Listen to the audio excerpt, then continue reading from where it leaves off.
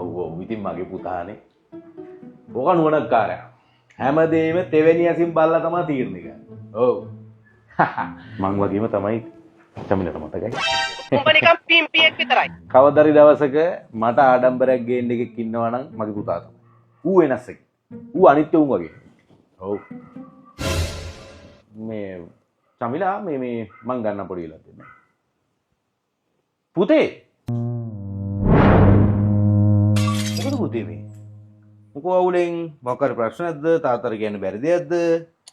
තාත්තට ඉතින් මං හැමදේම කියනවනේ තාත්තේ. අපේ පන්තියේ ඉන්න ගෑල් ළමයි. මං එයාට හරිම කැමතියි. ඉතින් ඕවා සාමාන්‍ය දේවල් නේ පුතෝ ඔය වයසට. දැන් මොකද්ද ප්‍රශ්නේ? ඒ ළමයා පුතාට කැමතියි. කැමති නම් කිසිම ප්‍රශ්නයක් නැහැනේ තාත්තේ. කැමති නැති එකයි මෙතන තියෙන ප්‍රශ්නේ. ඒකට මං දන්නවා එයා ගොඩක් මට කැමතියි කියලා. දැන් මගේ පුතා කොහොමද ඒක හරියටම කියන්නේ? ඈ? ඒ ළමයා මොනවාරි ඉංග්‍රීසියෙම දෙනවද? නැතුව මම ඉස්කෝලේ සුදුමයි අඳන් යන්නේ. මෙන්න මෙයා සුදු අඳන් එනවා. ගණන් පීරියඩ් එකේ මං ගණන් පොත ගත්තා. එයා ගණන් පොත ගන්න ඕනේ නැහැනේ තාත්තේ. සයන්ස් පීරියඩ් එකෙත් එහෙම. ජාතික ගියට සීරුවෙන් ඉන්න බෑ. මෙන්න මෙයාත් ජාතික ගියට සීරුවෙන් ඉන්නවා. ඉන්ටර්වල් එකේ පන්තියේ ටැප්පෙන් අත හොදන්න යනකොට මෙන්න මෙයාත් ඇවිල්ලා අත හොදනවා. එහෙම හොදන්න ඕනේ නැහැනේ තාත්තේ. ඇයි නටුන් කාමරේ මැන්ඩියට පාත් වෙන්නේ කිව්වා මෙන්න මෙයාත් පාත් වෙනවා.